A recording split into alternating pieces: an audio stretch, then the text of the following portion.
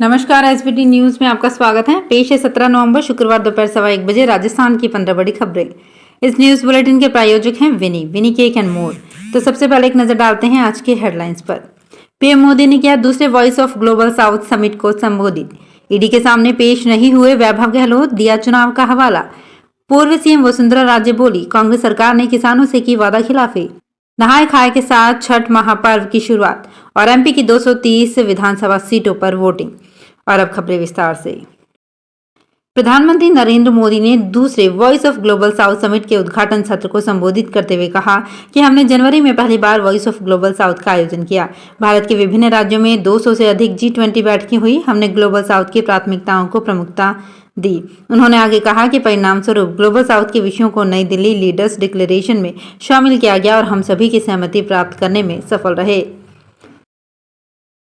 Rajasthan CM Ashok Gehlot के बेटे वैभव गहलोत गुरुवार को ईडी के सामने पेश नहीं हुए। अब उन्होंने ईडी को पत्र लिखकर राजस्थान में विधानसभा चुनाव के चलते थोड़ा वक्त मांगा है। ईडी ने विदेशी मुद्रा कानून के कथित उल्लंघन से संबंधित मामले में पूछताछ के लिए वैभव को समन भेजा था। इससे पहले वैभव गहलोत 30 अक्टूबर को ईडी के सामने पूछताछ के लिए पेश हुए थे।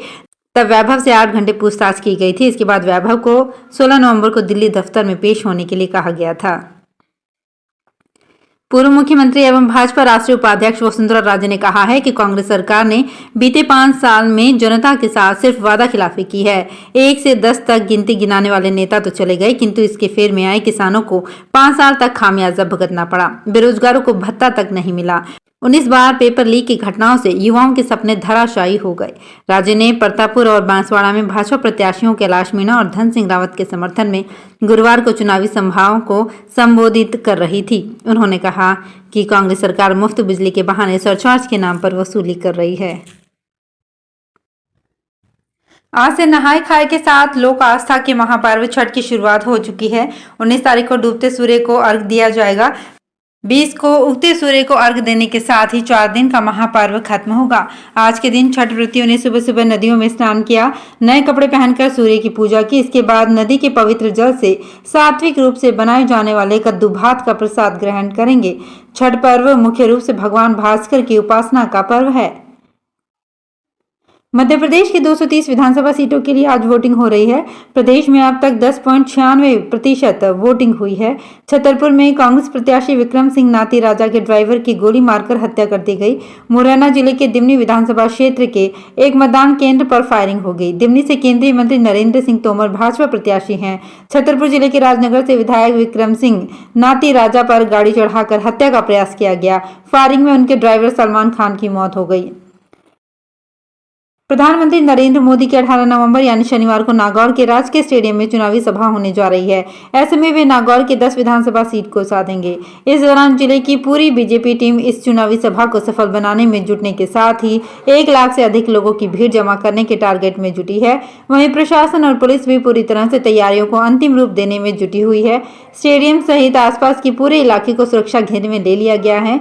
वहीं शहर की यातायात व्यवस्था में भी बदलाव किया गया है। छत्तीसगढ़ विधानसभा चुनाव के दूसरे चरण के तहत 70 सीटों पर सुबह 7 बजे से मतदान जारी है। नक्सल प्रभावित सीट बिंद्रा नवागढ़ में 3 बजे और बाकी 69 सीटों पर सुबह 8 बजे से शाम के 5 बजे तक वोट पड़ेंगे। सुबह 9 बजे तक प्रदेश में 5.71% वोटिंग हुई है। सबसे ज्यादा गरियाबंद में 10.50% और सबसे कम सक्ती में 2.69% मतदान हुआ है। भारत ने आईसीसी वनडे वर्ल्ड कप के फाइनल में अपनी जगह पक्की कर ली है। फाइनल मैच 19 नवंबर को अहमदाबाद के नरेंद्र मोदी स्टेडियम में खेला जाएगा। स्टेडियम में वर्ल्ड कप के फाइनल मैच की तैयारियां काफी शानदार तरीके से चल रही हैं। मैच शुरू होने से पहले भारतीय वायुसेना की सूर्य किरण टीम की ओर से एरोबेटिक प्रदर्शन किया जाएगा। भारतीय वायुसेना की टीम ने अपने 9 विमानों के साथ कई प्रदर्शन किए। भारत में आयोजित इस वर्ल्ड कप के फाइनल मैच को यादगार बनाने के लिए 4 जेट विमान मैदान के ऊपर एयर शो करने वाले हैं। रेलवे अधिकारियों ने कहा कि 2027 तक हर रेल यात्री को कंफर्म टिकट मिलने लगेगा। इस लक्ष्य को हासिल करने के लिए रेलवे नई ट्रेनें बढ़ाने जा रहा है। हर साल 4000 से 5000 किलोमीटर नए ट्रैक बिछाने का प्रस्ताव है। फिलहाल 10,748 ट्रेनें रोज ट्रैक पर दौड़ती हैं। अगले 3-4 सालों में इसे 13,000 ट्रेनें प्रतिदिन करने का लक्ष्य रखा गया है।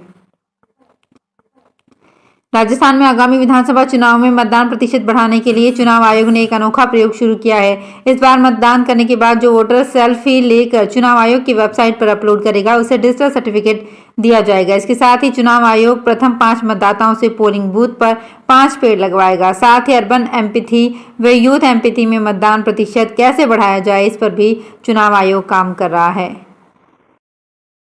राजस्थान में बसों की कमी को दूर करने के लिए रोडवेज प्रशासन 450 इलेक्ट्रिक बसों सहित 1000 बसें अनुबंध पर लेगा। इसमें 450 इलेक्ट्रिक बसें 3 साल में ली जाएंगी, बाकी 550 बसें 6 माह में लेने की योजना है। इसका रोडवेज अधिकारियों ने रोड मैप तैयार कर लिया है। 1000 बसें आने पर रोडवेज के बेड़े में बसों की संख्या 2800 से बढ़ाकर 3800 हो जाएंगी। जोधपुर जिले की सरदारपुरा सीट पर सीएम अशोक गहलोत लगातार 5 चुनाव जीत चुके हैं और छठी बार मैदान में हैं। पिछले 25 साल से इस किले को भेदने का प्रयास कर रही भाजपा ने यहां शिक्षाविद अर्थशास्त्री प्रोफेसर महेंद्र राठौड़ को उतारा है। मतदान में अब 9 दिन बचे हैं, लेकिन यहां का माहौल हॉट सीट जैसा नहीं लग रहा है। गली मोहल्लों में ज्यादा चर्चा तो क्रिकेट वर्ल्ड कप की हो रही है। गहलोत नामांकन के अंतिम दिन यहां पर्चा भरकर गए थे और दिवाली के दिन कार्यकर्ता सम्मेलन कर रणनीति बनाई थी। जमीनी हकीकत यह है कि कांग्रेस के पार्षद ही घर घर जा रहे हैं। बड़े नेताओं और कार्यकर्ताओं की फौज गायब है। अलवर में प्याज उत्पादक किसानों के लिए अच्छी खबर है। बांग्लादेश के बाद अब अलवर के प्याज की सऊदी अरब निर्यात की संभावना बनी है। इसके लिए एक्सपोर्टर अलवर मंडी आकर इसका जायजा ले चुके हैं। हालांकि इसमें नमी बाधा बताई जा रही है। ऐसे में निर्यातकों का दल एक बार फिर से मंडी आकर प्याज का जायजा लेगा। अजमेर और मुंबई से प्याज का एक्सपोर्ट करने वाले इरफान खान ने बताया कि सऊदी अरब में देश के अन्य भागों से प्याज जा रहा है। अलवर की प्याज तीखी होती है, इसका उपयोग मांसाहार में अधिक होता है। इंटरनेशनल पुष्कर फेयर में हर साल की तरह इस बार भी करोड़ों की कीमत में भैंसे बिकने और ब्रीडिंग के लिए आ चुके हैं। मेले का सबसे बड़ा आकर्षण अनमोल है। हरियाणा से आए इस भैंसे के मालिक ने इसकी कीमत 11 करोड़ लगाई है। इनका दावा है कि अनमोल की देखरेख पर वे हर महीने 2.5 से 3 लाख रुपए खर्च करते हैं। हरविंदर का ये भी दावा है कि 8 साल के अनमोल के ब्रीडिंग के जरिए अब तक 150 बच्चे हो चुके हैं। वहीं गुजरात से आए राजा के ओनर जयप्रकाश ने अपने भैंसे की कीमत करीब 9 करोड़ लगाई है, पर वे इसे बेचना नहीं चाहते। नागौर एमपी और राष्ट्रीय लोकतांत्रिक पार्टी के मुखिया हनुमान बेनीवाल इस बार विधानसभा चुनावों में अपनी खुद की पार्टी को वोट नहीं देंगे। उनके छोटे भाई और खींवसर के मौजूदा एमएलए नारायण बेनीवाल भी आरएलपी को वोट नहीं देंगे। इतना ही नहीं, दोनों भाइयों का परिवार भी आरएलपी को वोट नहीं कर पाएगा। हनुमान बेनीवाल और उनके छोटे भाई नारायण बेनीवाल प्रदेश की अलग अलग जगहों पर आयोजित की जा रही राष्ट्रीय लोकदल पार्टी की चुनावी सभा और रैलियों में कांग्रेस और बीजेपी के आड़े हाथों ले रहे हैं। तो फिलहाल इस बुलेटिन में इतना ही। फिर हाजिर होंगे कुछ और बड़ी खबरों के साथ।